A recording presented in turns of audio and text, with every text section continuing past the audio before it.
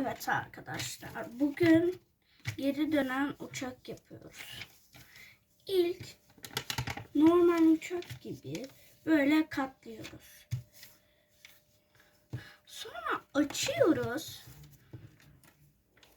Üçgen yapıyoruz böyle. Sonra bunu böyle katlıyoruz.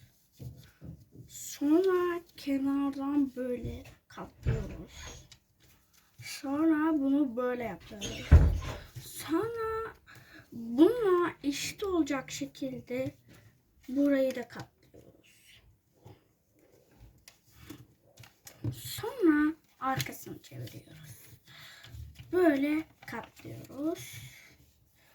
Böyle katlıyoruz. Sonra arkasını çevirip böyle katlıyoruz. Ve kenardan böyle katlıyoruz. Sonra bunu da katlıyoruz.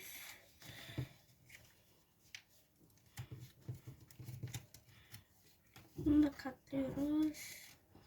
Sonra bu böyleyken böyle açıyoruz içine. Böyle yapıyoruz. Yapıyoruz. Böyle yapıyoruz. Sonra bunu böyle yaptıktan sonra şöyle oluyor. Böyle oluyor.